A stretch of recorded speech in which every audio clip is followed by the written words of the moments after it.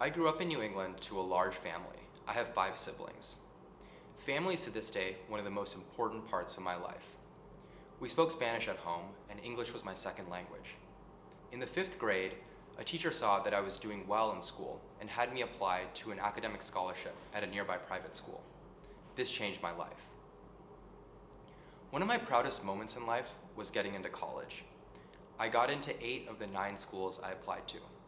I was the first one in my family to go to college and eventually graduate school.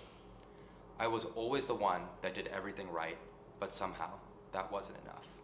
Before becoming entangled with the criminal system, I was naive about how it all worked. I didn't realize that the moment the US government needs to mobilize its resources to achieve its desired outcome, nothing can stop it. When I walked into my sentencing, I didn't realize that my fate was already sealed. I tried to explain to the judge that I was on the boards of nonprofits, I was involved with my church, and most importantly, I was taking care of my mother, who was 70 years old at the time and couldn't navigate her doctor's appointments alone.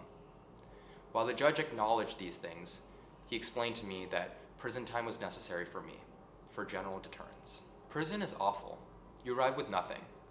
When I got here, I was wearing a brace for an ankle injury, and they even took that away from me. I never got a new one. The separation and isolation are real, and they change you in funny ways. I literally cannot remember how I actually got here. You have to pay 5 cents per minute to use the email. I see my loved ones, my life partner, my nieces and nephews, under strict conditions. There's constant noise, announcements, the jingling of keys, so you're always on alert. And how your day goes is subject to how the guards are feeling. If I didn't have my family, I would be lost. But that also means my family is serving this sentence with me. I'm not serving it alone. At the same time, I was so surprised by the absolute kindness of the other inmates. To make it through, you need support, both on the inside and outside. I also teach evening classes here in Spanish to the other inmates, which adds some structure to my days. Getting out of prison feels like a world away, so I don't dwell on it often. But when I'm out, the first thing I'm going to do is breathe. I'm going to take my first breath in a long time without worrying. I'm going to play with my dogs, whom I miss the world over. And I'm excited to have my Sundays back.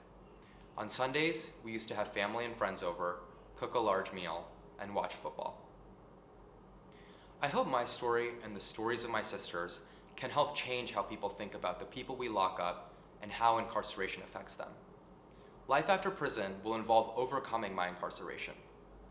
I'm not sure exactly how I'm going to do that just yet, but I would like to end by reminding everyone, incarcerated or not, that we are already God's children, though what we will be hasn't yet been seen. This is the story of Jasmin, a woman incarcerated at FCI Danbury.